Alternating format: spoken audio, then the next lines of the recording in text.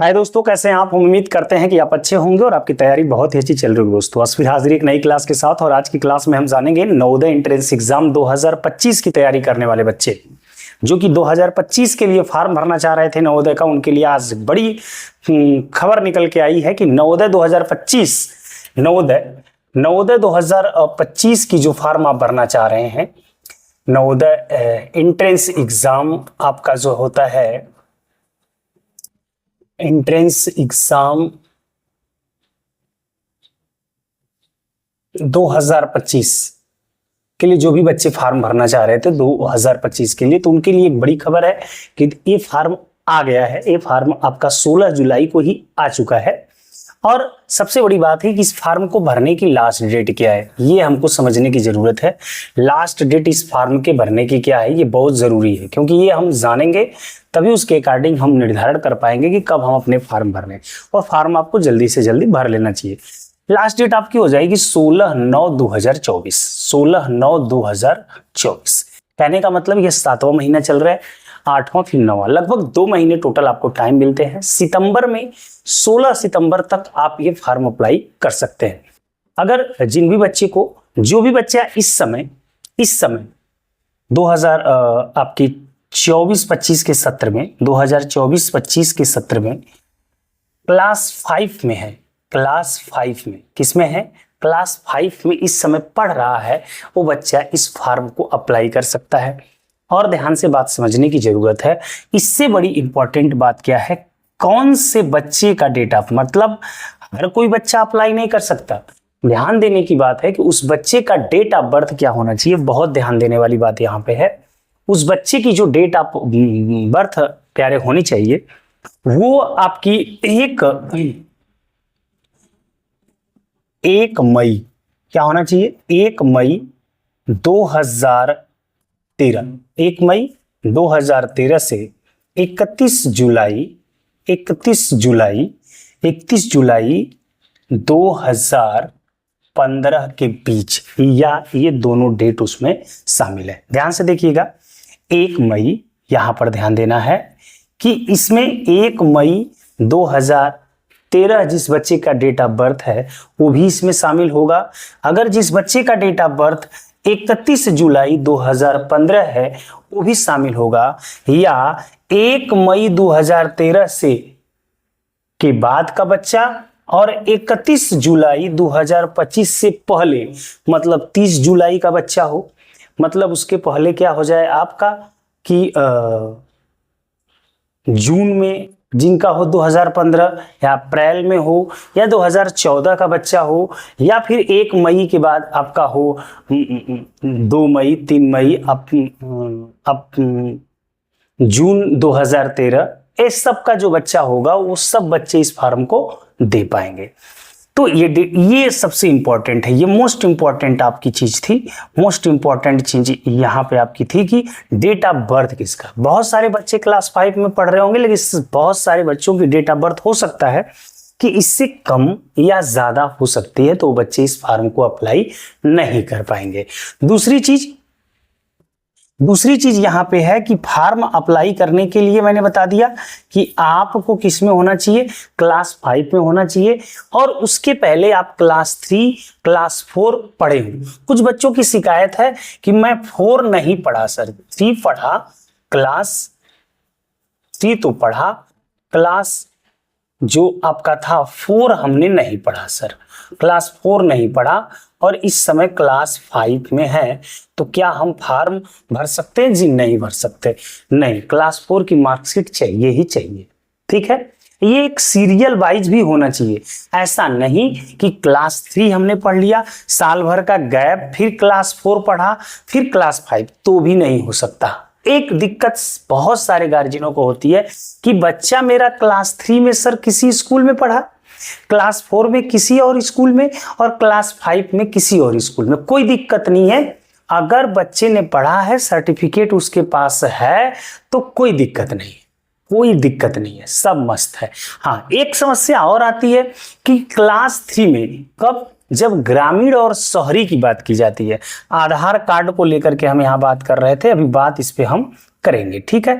लेकिन हम उसके पहले जो बात कर रहे हैं ग्रामीण शहरी की बात कर रहे हैं, ग्रामीण और शहरी की बात कर रहे हैं प्यारे, ध्यान दीजिएगा। ग्रामीण और शहरी की बात जब बाद में आती है रिजल्ट के समय, ये बड़ा समस्या है। आप कहाँ रहते हो ये फर्क नहीं पड़ता, आप शहर में हो कि आप गांव में हो, इससे मतलब नहीं। मतलब किससे है कि आप जिस स्कूल में पढ़ते हो वो स्कूल ग्रामीण क्षेत्र से आता है कि शहरी क्षेत्र से आता है, ये फर्क पड़ता है। तो अब बच्चा कोई कहता है गार्जियन कि सर मेरा बच्चा 3 में शहर में पढ़ा था, लेकिन 4 और 5 कहाँ पढ़ा है, गांव में आके पढ़ा है। वो जिस स्कूल में पढ़ा या 5 में जिस स्कूल में पढ़ रहा है वो गांव में आता है, ग्रामीण क्षेत्र में आता है। तो मुझे ये बताओ सर जी कि वो बच्चा ग्रामीण से भरा जाएगा कि शहरी से भरा जाएगा। तो मैं आपको क्लियर कर दूं कि अगर बच्चा इन तीनों सालों में से किसी एक साल में अगर शहर से पढ़ा होगा या ग्रामीण से पढ़ा होगा, ये डिपेंड नहीं करता है। डिपेंड ये करता है कि उसने तीनों साल यदि शहर से पढ़ा है तो वो शहरी बच्चा माना जाएगा, अगर तीनों साल ग्रामीण से पढ़ा है तो ग्रामीण वाला बच्चा माना जाएगा। लेकिन वही प्रॉब्लम कि एक साल उसने किसी एक साल में ग्रामीण से पढ़ लिया है तो वो शहर का बच्चा ही माना जाएगा, क्योंकि 2 साल उसने कहां पढ़ा है, शहर में पढ़ा है, ठीक है। और देखिए मान लीजिए कि क्लास 3 में बच्चा ने क्या पढ़ा, गांव में पढ़ा, क्लास 4 में कहां पढ़ा, गांव में पढ़ा, और 5th में कहां पढ़ रहा है, शहर में पढ़ रहा है। तो क्या वो बच्चा शहरी होगा या ग्रामीण होगा, जी वो बच्चा कहां होगा, शहरी होगा।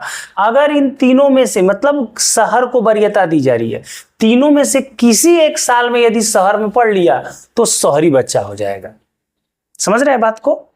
और तीनों साल यदि ग्रामीण पढ़ा है, गांव में पढ़ा है, तभी ग्रामीण बच्चा माना जाएगा। हम ये समझ रहे हैं कि ये बात आपको क्लियर हो गई होगी। चलिए ग्रामीण शहरी का चक्कर क्लियर हो गया। ये बड़ा चक्कर है क्योंकि इसी पे आपका सर्टिफिकेट डिपेंड करता है, क्योंकि एडमिशन नवोदय क्या लेता है, 70% बच्चे गांव के ही लेता है। अच्छा ये एक प्रॉब्लम थी बड़े दिनों से, ये दिल्ली हाई कोर्ट में मामला चल रहा था कि अब दूसरे जिले के बच्चे दूसरे जिले में फार्म डाल सकते हैं। जी नहीं, ये बिल्कुल नहीं है। दूसरे जिले के बच्चे दूसरे जिले में फार्म नहीं डाल सकते, अभी तक ये नियम नहीं लागू हुआ। ऐसा हुआ था, शायद हो सकता है किसी ने ये डाला था एप्लीकेशन, लेकिन हो सकता है कि नवोदय ने इसे हाईकोर्ट भेज दिया हो, लेकिन अभी पर इस बार मुहर नहीं लगी है कि दूसरे जिले का बच्चा दूसरे जिले में डाल सकता है। आप जिस जिले के निवासी हैं, जिस जिले के निवासी हैं उसी जिले में आपका बच्चा पढ़ता हुआ होना चाहिए। अगर उसी जिले में बच्चा पढ़ रहा है तभी आपका बच्चा क्या माना जाएगा, तभी आपका बच्चा क्लास 5 में उसी जिले में पढ़ते होना चाहिए। क्लास 5 में 3-4 कहीं पढ़ा होगा चल जाएगा, लेकिन क्लास 5 में जिस जिले में बच्चा है उसी जिले में पढ़ता हुआ होना चाहिए, तब माना जाएगा कि आप क्या है, उस जिले के नवोदय विद्यालय में एडमिशन लेने के लिए सही है। अगर ऐसा नहीं है तो गलत है। तो हमने 3-4 चीजें बहुत इंपॉर्टेंट बताई। पहली की लास्ट डेट क्या है, 16/9/2024। अगली हमने क्या बता दी कि क्लास 5 में बच्चा 2024-25 के सत्र में पढ़ा होना चाहिए, और डेट ऑफ बर्थ 1 मई 2013 से 31 जुलाई 2015 के बीच होना चाहिए। उसमें 1 मई 2023 और 31 जुलाई 2015 डेट भी शामिल है। और अगली चीज हमने बताई कि आधार कार्ड को लेकर के जो जानकारी अभी आपको नहीं दी, तो आधार कार्ड यदि बच्चे का है तो दी मोस्ट, आधार कार्ड के आधार पे फॉर्म को भरे। आधार कार्ड जिस मोबाइल नंबर से जुड़ा होगा उस पे ओटीपी आएगा, ओटीपी डालिए काम बन जाएगा, और वहां से एक प्रोफार्मा निकाल के देगा, अपने स्कूल पे ले जाइए, अपने स्कूल के टीचर से वो सारे भरवा लीजिए प्रोफार्मा, और फिर ले जाके ऑनलाइन दे दीजिए वहां पे दुकान पे जिस शॉप से आप भरवा रहे हैं, ठीक है, सर्वर से। तो वहां पे दे देंगे साइबर कैफे में, तो साइबर कैफे क्या कर देगा, फिर वहां उसको अप्लाई कर देगा और अपलोड कर देगा। तो फिर आपका उसी के अकॉर्डिंग जो भरवा के स्कूल से ले जाएंगे उसी के अकॉर्डिंग आपका फार्म भरेगा। और आधार कार्ड नहीं बना है तो वहां पे क्या करना होगा, अपने पिताजी का जो निवास प्रमाण पत्र होता है उसको अपलोड करके आप फॉर्म भर सकते हैं। ठीक है, ये स्थिति है। फिर अपने आधार कार्ड के लिए आप अप्लाई कर दीजिए क्योंकि आधार कार्ड की जरूरत पड़ेगी।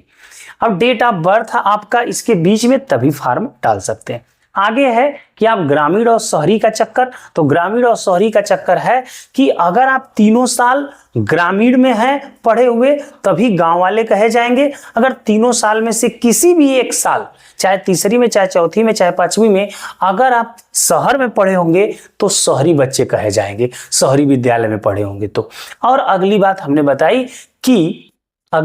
ये बताई कि दूसरे जिले का बच्चे दूसरे जिले में फॉर्म नहीं डाल सकते। अभी भी ये रूल क्या है, लागू है। मान लीजिए कोई बच्चा कहीं से पढ़ के आया है, तीसरी, चौथी और पांचवी में जिस जिले में पढ़ रहा है उसी जिले का निवासी है और उसी जिले में वो फॉर्म भरना चाह रहा है नवोदय का, तो वो भर सकता है। लेकिन वो बच्चा अगर उस जिले का निवासी नहीं है और कहीं और पढ़ रहा है तब तो नहीं भर पाएगा। जैसे आप मान लीजिए कोई बच्चा आजमगढ़ का निवासी है और वो पढ़ रहा है बनारस जा करके, तो वो बच्चा आजमगढ़ से फॉर्म नहीं डाल सकता। हाँ, बनारस से डाल सकता है कि बनारस का निवास प्रमाण पत्र उसके पास हो, बनारस में उसका मकान हो तो डाल सकता है, बनारस वाले नवोदय विद्यालय में एडमिशन पा जाएगा। तो ये थोड़ी सी बातें थी जो मैं समझ रहा हूँ आपको समझ में आ गया होगा। इसी चैनल पे मैं आपको नवोदय एंट्रेंस एग्जाम की पूर्ण तैयारी करवा रहा हूं।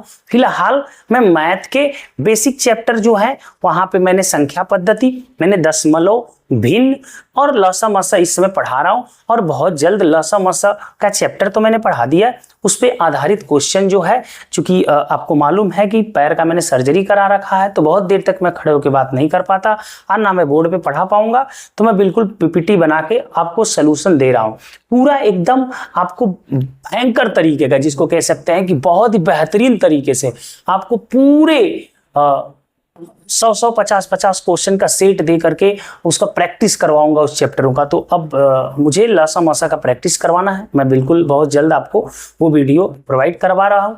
इसी चैनल पे जाएंगे और आप प्लेलिस्ट में जाकर के वहाँ पे नवोदय एंट्रेंस एग्जाम 2025 का एक प्लेलिस्ट बना होगा, उसको ओपन करेंगे, उसमें सारी वीडियो आपको नीचे जाने पर मिल जाएगी जो आपके लिए बहुत ही लाभप्रद होगी, जिसकी वजह से आप नवोदय में मैथ में इनको पढ़ करके 20 में 20 क्वेश्चन अपने क्या कर सकते हैं, सही कर सकते हैं दोस्तों। तो मैं उम्मीद कर रहा हूं मेरी बातें आपको समझ में आई होगी। कोई आपको क्वेरी हैगी तो कमेंट जरूर करिएगा। आज के लिए इतना ही। जय हिंद दोस्तों।